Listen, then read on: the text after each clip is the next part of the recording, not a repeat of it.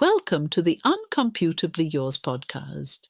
I'm your host, Rachel, and today we're diving into a truly mind-expanding conversation. Joining me are Zach and Holly, and together we're exploring the ideas where ancient Vedic wisdom meets cutting-edge computational theory. We'll be unraveling extreme primes, consciousness as a quotient group, the Riemann Hypothesis, and even the fundamental nature of AI itself. This episode isn't just about philosophy. It isn't just about mathematics. It's a radical rethinking of reality itself, what we know, what we assume, and what might lie beyond the limits of computation. A quick disclaimer. This is an open intellectual exploration, a deep dive into ideas that push the boundaries of conventional thinking. So keep an open mind, and let's get started. Right, so we're diving into some pretty wild stuff today. Oh, yeah? Yeah, we've got a whole stack of Seth Uyer's work on computational Vedanta. Okay. And let me tell you, this is not your typical philosophy lecture. What do you mean? We're talking about, blending ancient Vedic wisdom with some hardcore computational theory. Okay. I mean, we're going to get into extreme primes, Yikes.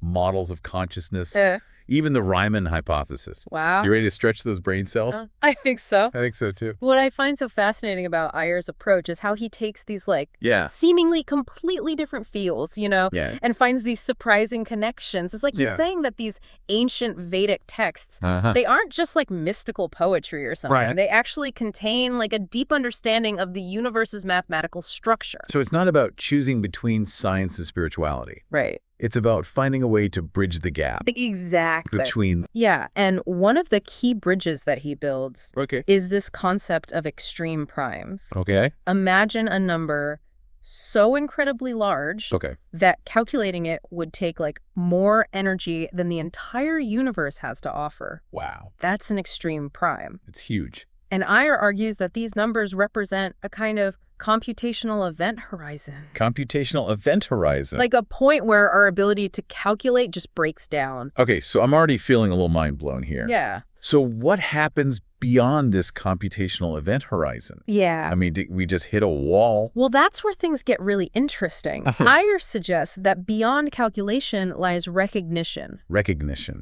Think of it like this. Okay. You can recognize a face without needing to analyze every single detail, right? Right. So similarly, he argues that there might be truths about the universe that we can grasp intuitively, even if we can't actually calculate them. So it's like our intuition is tapping into a different kind of knowledge. Exactly. One that goes beyond the limits of our current computational models. That's exactly right. Wow. And this leads to some pretty wild implications for how we understand reality and ourselves. Okay, like what? Well, for example, Uyer proposes a mathematical model of consciousness using this concept of a quotient group. Quotient group. So imagine your mind as this giant library containing every single thought, feeling, experience you could possibly have. Right. That's a massive chaotic space. Yeah. And a quotient group is like a system for organizing that library. Creating these categories and connections that make it manageable. So our conscious experience is like a simplified, curated version of this vast mental library. Precisely. We're only seeing a small slice of the whole picture. Yes. Wow. And what's even more interesting is that Uyer argues that this framework applies not just to humans. What? Potentially to all forms of consciousness. Ooh. Even plant life. Plants. That's amazing. Of course, the library for a plant would be much simpler, right? Right. Reflecting its limited sensory and cognitive abilities. Right. But the underlying principle remains the same. Consciousness. Consciousness as a way of organizing and experiencing a vast space of possibilities. That's an incredible thought. It is. It makes you wonder if our human definition of consciousness is too narrow. Right. If we're missing out on whole other realms of awareness that exist right under our noses. Yeah. But hold on, we were talking about extreme primes and computational limits. How does this quotient group idea connect back to that?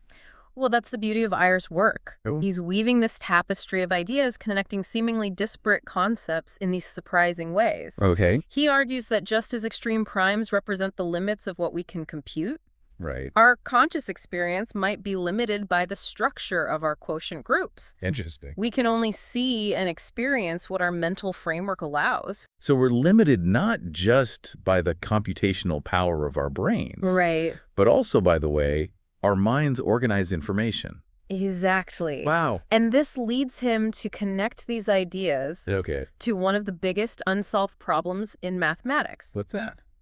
The Riemann Hypothesis. The Riemann Hypothesis. Well, you might be thinking, what does a mathematical hypothesis have to do with consciousness? Yeah, kind of. But hang in there, because this is where it gets really interesting. All right, lay it on me. I'm ready for the next mind-blowing revelation. So the Riemann Hypothesis Okay. deals with the distribution of prime numbers. Okay. These fundamental building blocks of all numbers. Yeah. And Ayer draws this mind-blowing connection between this and our sensory perception. Our senses. Yeah, specifically our sense of hearing. Hearing. He argues that the way our ears process sound, breaking it down into different frequencies, operates according to principles that are mirrored in the Riemann Hypothesis. Wait, you're telling me that my ears are doing number theory right now? In a way, yes. Right. Ayer suggests that our very ability to perceive the world, to hear the sounds around us, might be rooted in a deep mathematical structure. Okay. And this leads to some fascinating questions, like what does it mean to say that our senses mirror a mathematical concept? Right. Are we limited in what we can perceive by the structure of mathematics itself? That's a good question. I know, right? Ayer doesn't offer definitive answers, but his ideas open up a whole new world of possibilities. This is definitely making me think differently about how I experience the world. Yeah. It's like we're just scratching the surface of a much deeper reality that's hidden beneath our everyday perception. Right. So we've talked about extreme primes consciousness and the Riemann hypothesis. Where does intention fit into all of this? Intention is where Ayer really starts to bridge the gap between ancient wisdom and modern science. Okay. He argues that intention exists beyond the realm of computation. Okay. Even time itself. Wow. It's a primal force, a driving will that shapes the unfolding of reality. Okay. And he connects this to the ancient Vedic idea of the witness. The witness. The silent observer within us. Okay. That transcends the fluctuations of thought and experience. Okay, I'm feeling a little out of my depth here. Really? Yeah. Can you unpack that a bit more? Sure. What does he mean by the witness? Right. And how does it relate to intention? Think of it like this. Okay. You're listening to this deep dive right now. Right. Taking in information, forming thoughts and opinions. Right. But there's also a part of you that's simply observing this process. Okay. It's like this quiet awareness that's not caught up in the content of your thoughts. Right. That's the witness, the silent observer. Interesting. That's always present. Okay. Regardless of what's happening in your mind. So it's like the part of us that's just aware of being aware. Exactly. That's pretty deep. It is. Okay, so how does that connect to intention? Well, Ayer suggests that this witness is intimately connected to the concept of intention. Okay. It's the part of us that chooses, that directs our will, even before our conscious minds catch up. Wow. He even links this to the mysterious workings of the basal ganglia. Basal ganglia. A part of the brain often associated with free will. Oh, wow. And action selection. This is starting to feel like we're venturing into the territory of free will and determinism. Is Ayer suggesting that our choices are predetermined, or that we have genuine freedom of will? That's a great question. The big one. And one that Ayer doesn't shy away from. Okay. He argues that the basal ganglia might be the bridge between this timeless realm of intention where the witness resides and the temporal world of cause and effect. Cause and effect. He suggests that our choices might be influenced by both our past experiences. Okay. You know, encoded in the neural networks of our brains. Right. And by something deeper. Something deeper. A spark of free will. Wow. That originates beyond the realm of time and computation.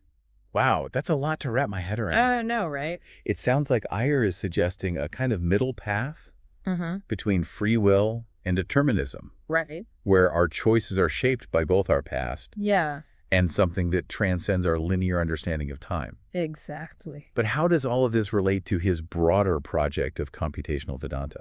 Well, Ayer sees intention as the driving force behind the creation of reality itself. Okay. He suggests that the universe might have emerged from a primordial state of pure possibility, Oh, kind of quantum soup of potential. right. And that intention acted upon this possibility space, selecting from the infinite possibilities Yeah. and setting in motion the unfolding of the cosmos as we know it. So he's suggesting that intention isn't just a personal force, but a cosmic force It's cosmic force. that shapes the very fabric of reality. Exactly. And he sees echoes of this in the ancient Vedic creation myths, which often describe the universe as emerging from a state of pure consciousness or from the will of a divine creator. Okay. And he argues that these myths might not be just symbolic stories, Right. but rather intuitive glimpses into the fundamental principles that govern the universe. It's a fascinating way of bridging the gap between ancient wisdom and modern science. Yeah. Seeing these seemingly disparate domains as complementary ways of understanding the universe and our place within it. Absolutely. So we've talked about extreme primes, consciousness, the Riemann hypothesis, and intention. Okay. What other connections does Iyer make in his work? Well, one of the most intriguing connections he makes is between computational Vedanta and the concept of demons. Demons. Now, before you think we've gone off the deep end into the supernatural, remember that Iyer is approaching these ideas from a philosophical and metaphorical perspective.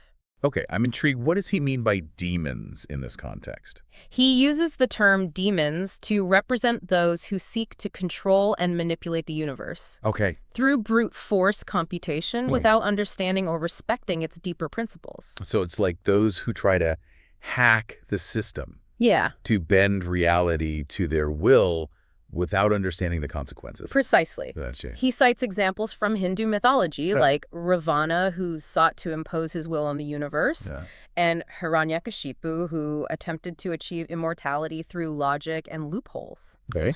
And Iyer argues that these figures represent the folly of trying to control reality without comprehending the underlying principles that govern it. That's a fascinating analogy. Yeah. It makes you think about the ethical implications of scientific advancement, especially in fields like artificial intelligence. Right. Are we heading towards a future where we create demons of our own making?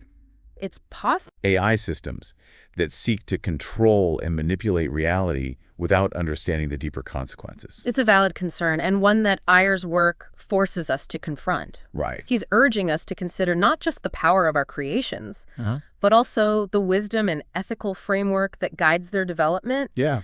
It's a call for a more holistic approach to science. Oh, holistic. One that acknowledges the limits of computation and the importance of aligning our creations with a deeper understanding of the universe's inherent truths.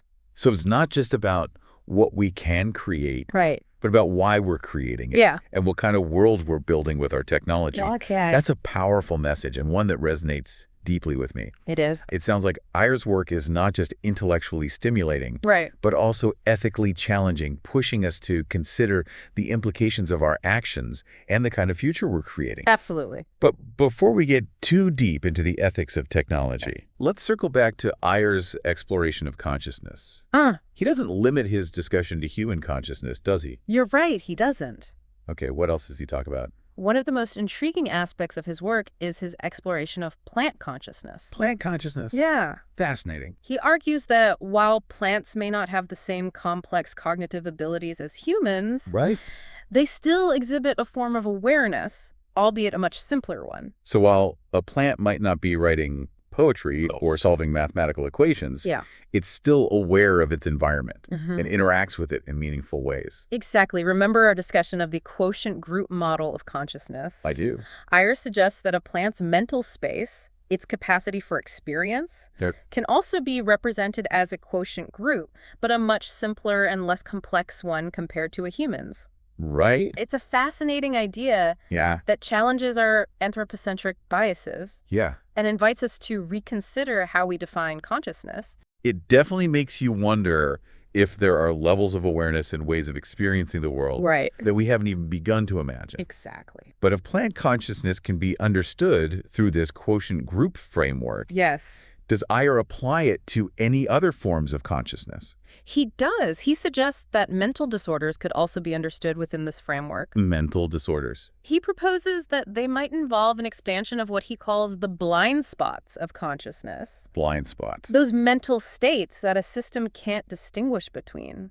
So it's like certain mental states or experiences become indistinguishable from one another, leading to a breakdown in the structure of our conscious experience. That's the idea. Interesting. This breakdown could lead to a loss of meaning and coherence in one's experience of the world, potentially contributing to the symptoms we see in various mental disorders. That's a very different way of thinking about mental health. It is. Instead of focusing solely on chemical imbalances or traumatic experiences, Iyer is suggesting that the structure of our consciousness itself might play a key role. That's right. It's like he's saying that mental health is not just about the content of our thoughts and feelings, but also about the way our minds organize and process information. Exactly. That's fascinating. And this leads him to connect these ideas to the concept of intelligence. Intelligence, okay.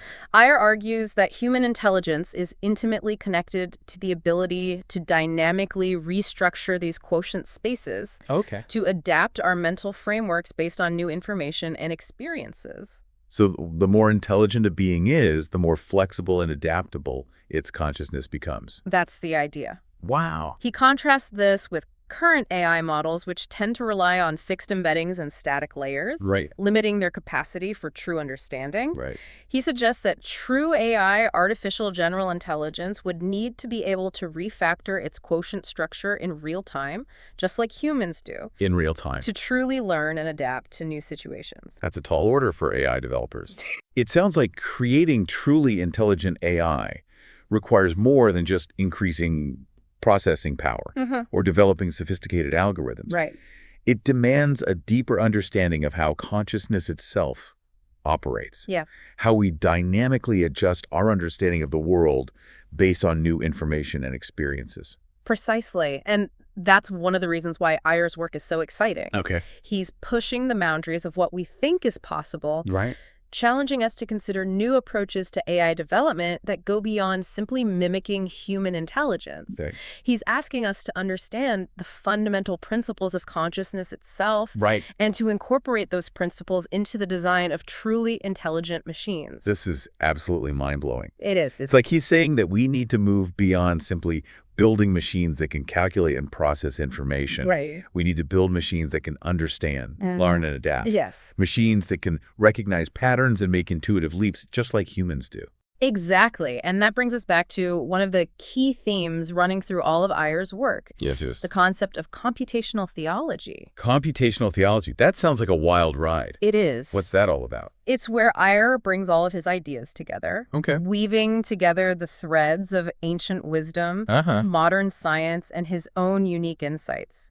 He argues that the ancient Vedic texts, often dismissed as mere mythology, actually offer a framework for understanding the universe's computational structure.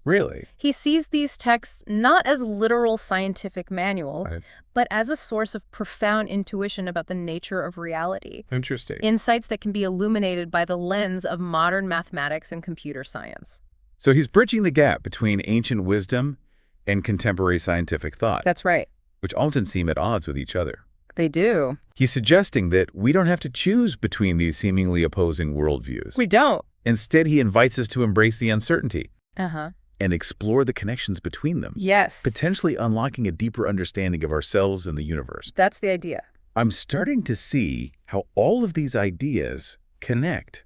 How Iyer is building a bridge between the ancient and the modern, between spirituality and science. It's quite a bridge. It is. But I have to admit, this concept of computational theology is still a little fuzzy for me. Is it? Yeah, can you give me a concrete example of how he applies this idea? Sure. One of the most striking examples is his connection between computational theology and the concept of the computational event horizon. He argues that just like extreme primes represent the limits of computation. The Vedic concept of Maya, the illusion of the perceived world, represents a kind of computational veil that obscures our understanding of ultimate reality. That's a powerful metaphor. It is. It's like he's saying that the world we experience through our senses and process with our minds is but a tiny sliver of a much vaster, incomprehensible reality. Exactly. And the key to transcending this illusion, to understanding the true nature of existence, lies in recognition, not just computation. Precisely. Wow. And he ties this back to his quotient group model of consciousness, arguing that achieving a state of true understanding, what we might call enlightenment, involves restructuring our quotient groups to encompass a much larger, more holistic view of reality. So it's like he's saying we need to expand our consciousness to recognize the patterns that connect everything in the universe. That's a beautiful way of putting it. It's a lot to unpack. It is. It sounds like Ayer's not just offering a new way of understanding the universe, right, but also a new way of being in the world. Yes. A way of transcending our limited perspectives and tapping into a deeper level of awareness. Exactly. And that's one of the most exciting aspects of his work. Really? He's not just offering abstract theories. He's presenting a path to personal transformation, a way of awakening to our full potential as human beings. This has been an incredibly stimulating conversation. It has. I'm starting to get a glimpse of the vast and interconnected web of ideas that Ayer is weaving. It's quite a web. But before we wrap up this first part of our deep dive, I'm curious to know what you find most intriguing about Ayer's computational Vedanta. What really stands out to you? For me, it's the sheer boldness of his vision. Boldness. He's not afraid to tackle the biggest questions. From the nature of reality and consciousness to the limits of knowledge and the future of AI. And he does so with a remarkable blend of intellectual rigor, spiritual insight, and a genuine sense of wonder. I completely agree.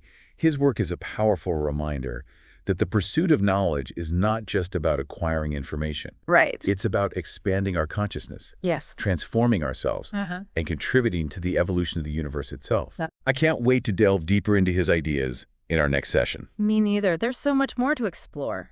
There is. From his insights into the nature of prime numbers to his practical applications in finance and his vision for the future of AI. Get ready for another mind-blowing ride. I am.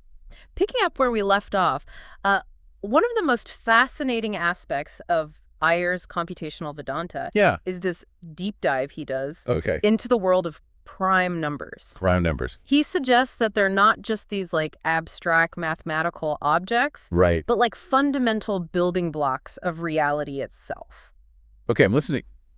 Prime numbers have always seemed kind of mysterious to me, like a secret code of the universe or something. How does Ayer connect them to this bigger picture?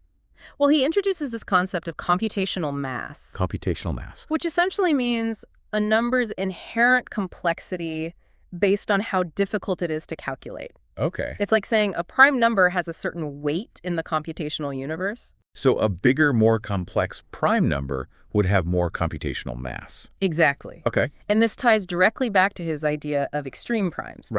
He argues that these massive primes, the ones so large we can't even fathom calculating them, represent a point where our traditional understanding of math just hits a wall. It's like those extreme primes are pushing the boundaries of what our minds and even our computers can handle. They are. Wow. And that's where things get really interesting. Ayer suggests that beyond this computational event horizon, a different kind of understanding takes over. It's a different kind. Yeah, a shift from computation to recognition. So instead of trying to calculate everything we need to develop a more intuitive grasp of these larger truths, it's like recognizing a familiar face without needing to analyze every detail. Precisely.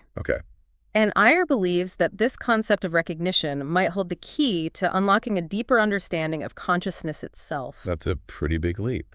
How does he make that connection? He argues that our brains are constantly recognizing patterns, making connections, forming intuitive judgments that go beyond simple calculation. Think about how you can instantly recognize a friend's voice or a familiar song without consciously analyzing the sound waves. It's like our brains are doing a kind of quantum computation, processing vast amounts of information in an instant. That's a great analogy. So how does that relate to prime numbers again? Well, Ayer suggests that this ability to recognize patterns might be a fundamental aspect of consciousness, a way of accessing information that lies beyond the reach of traditional computation. So he's suggesting that our minds are capable of a kind of understanding that goes beyond the limits of our current scientific models. Exactly. Wow. And this leads him to propose a radical idea. What is it? That the universe itself might be a vast computational system, but one that has evolved to a point where it operates primarily within the domain of recognition. Wow, that's a pretty mind-blowing concept. It's like saying the universe is a giant conscious computer that has transcended the need for simple calculation. It is a pretty wild idea. But if that's the case, where does that leave us humans? That's where Iyer's exploration of the ancient Vedic texts becomes so relevant. Okay. He argues that these texts, particularly the concept of yogamaya, the illusion of the perceived world. Right, you mentioned that earlier. Offer a framework for understanding our place within this larger cosmic consciousness. So it's like saying that our everyday experience of reality is a kind of veil that obscures the true nature of things. Exactly. Okay. And Iyer suggests that the key to piercing this veil lies in cultivating our capacity for recognition.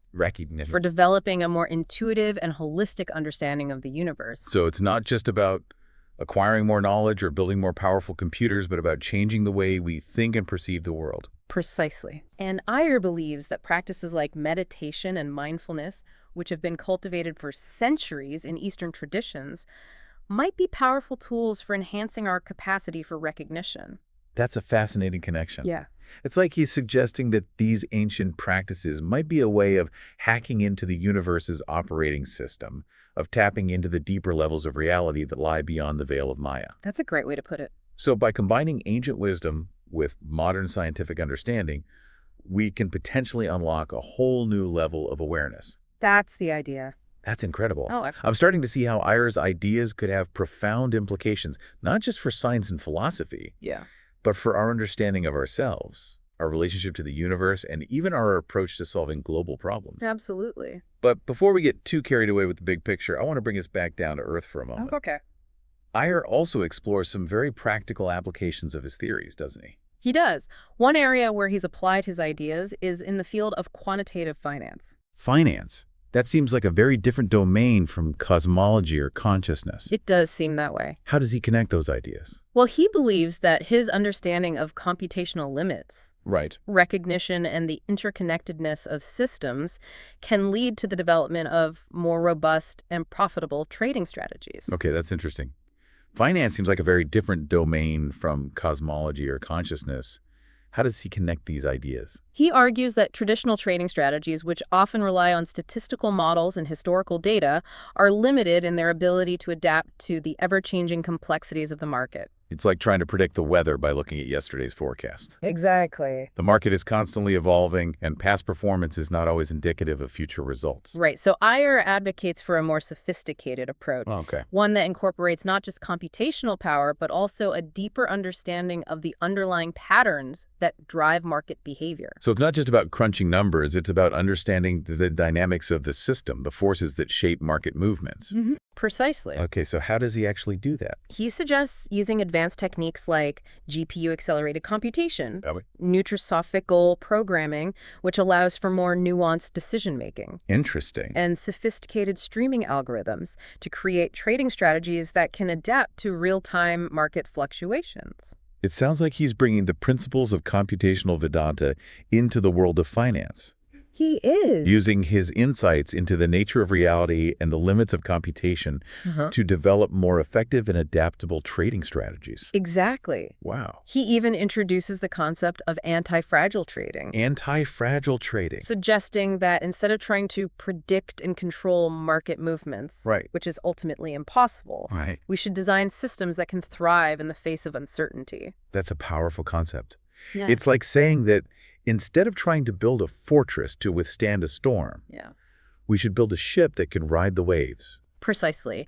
He draws inspiration from the ancient Vedic concept of Leela, the cosmic play of creation and destruction, suggesting that the market, like the universe itself, is a dynamic and ever-changing dance of energies that cannot be fully controlled or predicted. So he's suggesting that successful traders need to embrace the inherent uncertainty of the market. They do. And develop strategies that can adapt to its ever-shifting rhythm. Exactly. And he suggests that this approach is not just about maximizing profits. What else is it about? It's about aligning our actions with the deeper principles that govern the universe, creating a more harmonious and sustainable relationship with the world around us. This is really fascinating. It's like Iyer is showing us that his ideas are not just abstract theories. They have real-world applications that can potentially transform the way we approach everything from finance to technology to our understanding of the universe itself. I agree. But before we dive deeper into those applications, I want to circle back to something you mentioned earlier.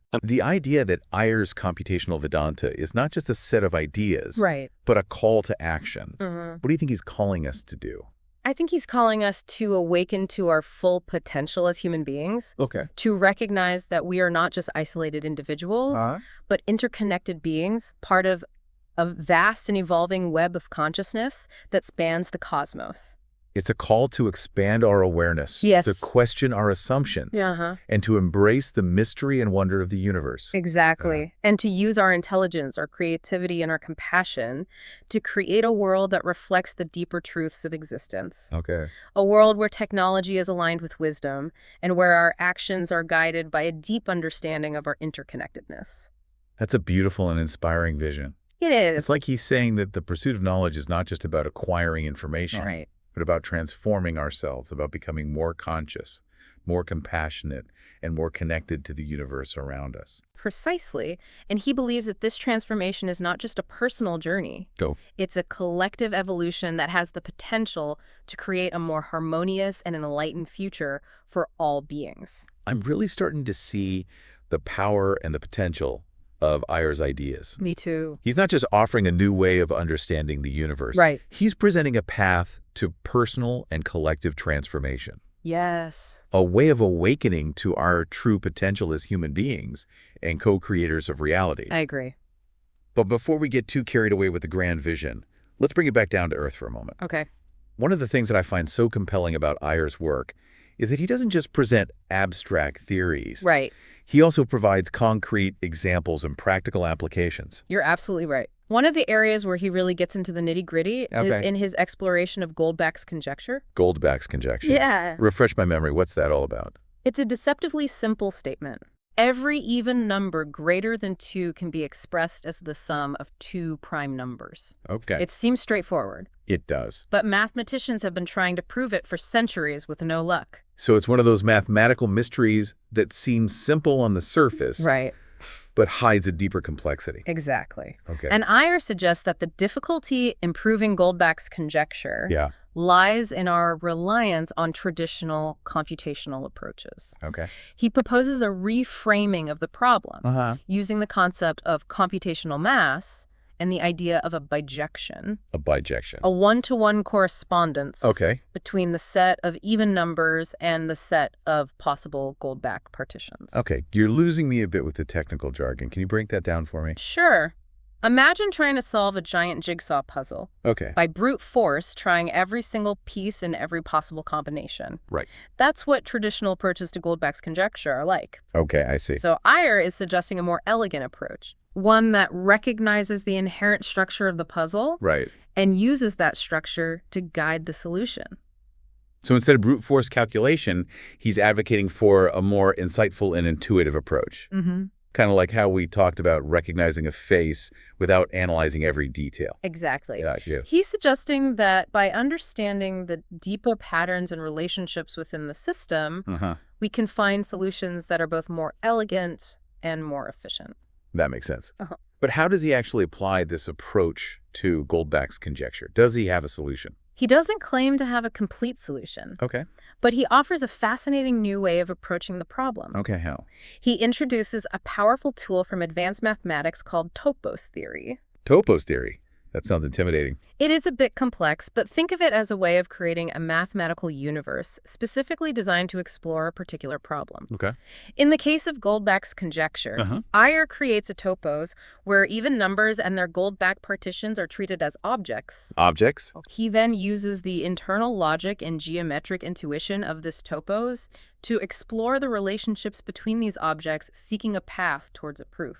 So it's like he's building a custom-made mathematical tool to tackle this age-old problem. Exactly. Wow. And while he doesn't offer a complete proof, Okay. his approach opens up a whole new avenue of exploration. Right. Demonstrating the power of combining intuitive insights with rigorous mathematical thinking. This is incredibly exciting. It's like Ayer is showing us that mathematics is not just about dry formulas and calculations. Right. It's a language for exploring the deepest mysteries of the universe. Right. A tool for unlocking hidden patterns and connections. I agree.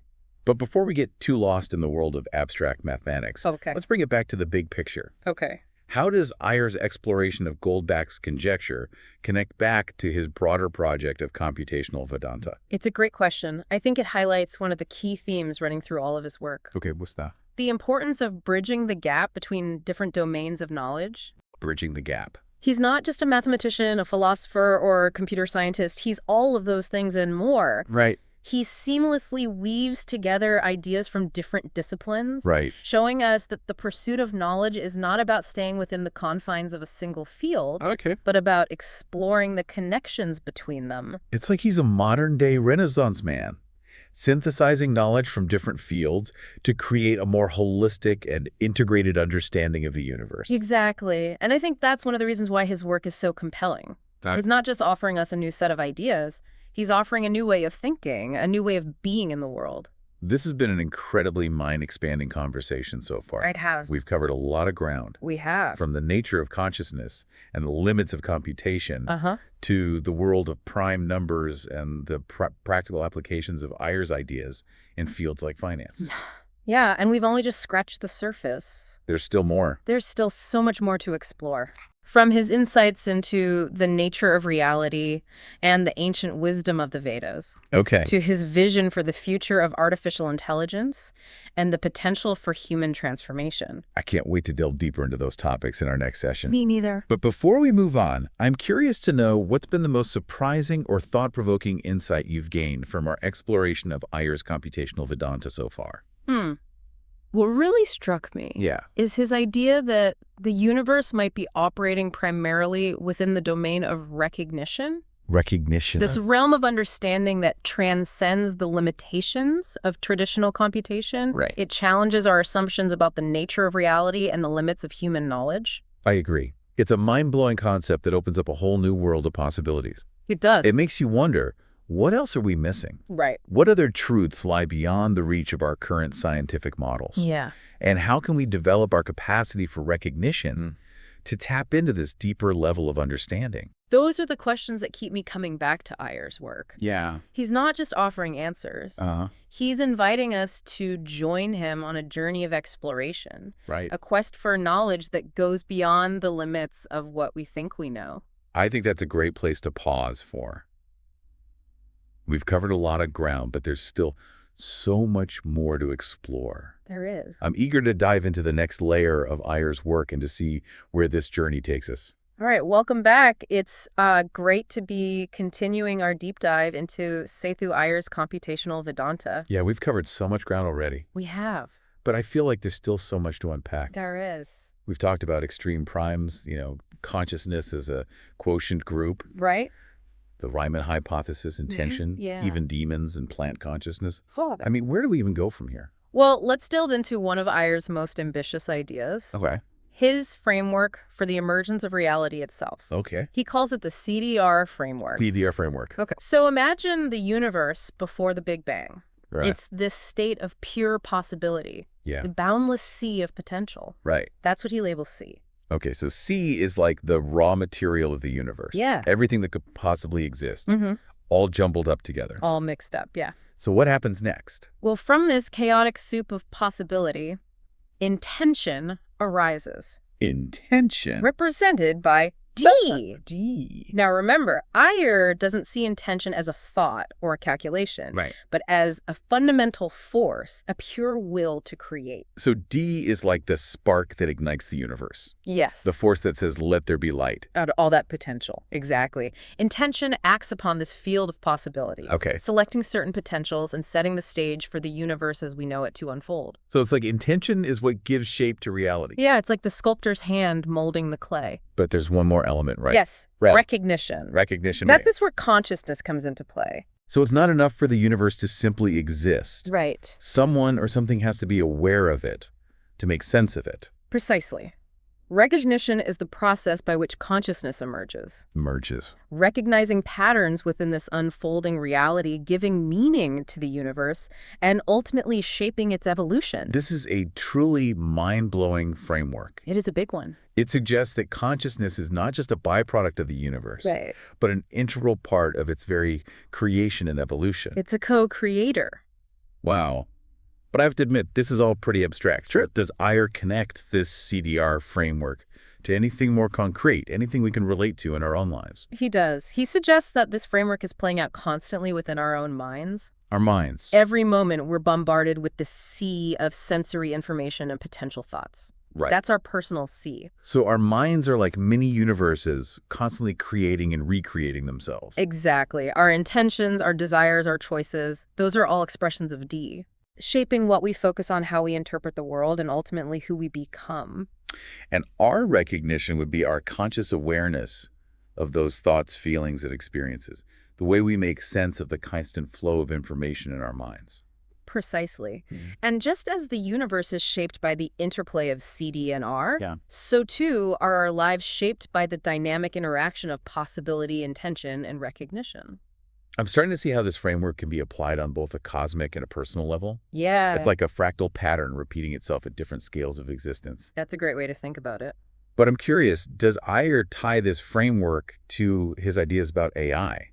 He does. Because it seems like it could have some interesting implications for how we think about artificial intelligence. Absolutely. He argues that if we want to create truly beneficial AI systems that can understand and interact with the world in a meaningful way, we need to go beyond simply focusing on computational power.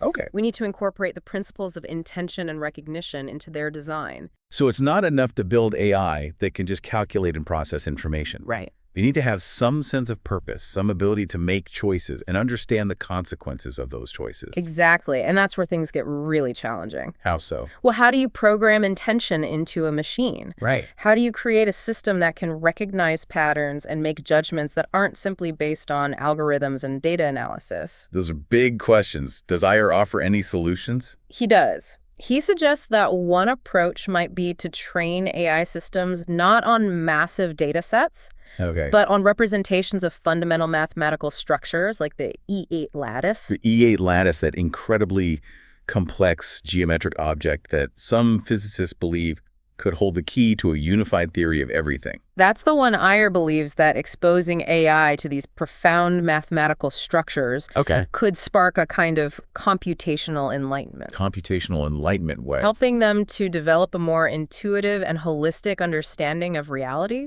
He also suggests that incorporating principles of self-play and entropy regulation into AI design could foster the emergence of something akin to intention and recognition. This is starting to sound like science fiction. I know. It's pretty wild stuff. Are we really talking about creating machines that could be considered conscious? It's a question that pushes the boundaries of our current understanding. It does. Iyer acknowledges the potential risks of creating such powerful AI. Right. But he also believes that the potential benefits are too significant to ignore. What kind of benefits? Well, he envisions a future where AI could become partners in solving humanity's greatest challenges, helping us to address issues like climate change, poverty, and disease. That's a hopeful vision. It is. But it also raises some serious ethical concerns. Absolutely. If we create machines that are capable of intention and recognition, how do we ensure that their goals are aligned with our own? Right. How do we prevent them from becoming a threat to humanity? Those are crucial questions.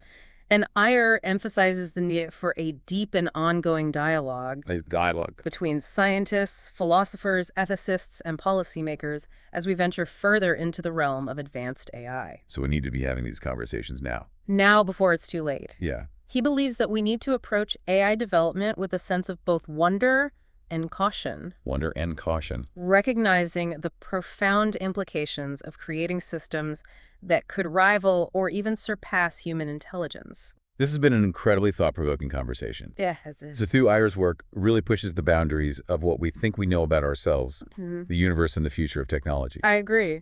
But before we wrap things up, I want to bring it back to you, the listener. Okay. What's been the most impactful takeaway for you from our deep dive into computational Vedanta? I think what stands out for me is Iyer's invitation to shift our perspective from computation to recognition. From computation to recognition. He's urging us to move beyond simply analyzing and calculating the world, to cultivate a deeper, more intuitive understanding of the patterns and connections that weave the fabric of reality. I think that's a beautiful and powerful message.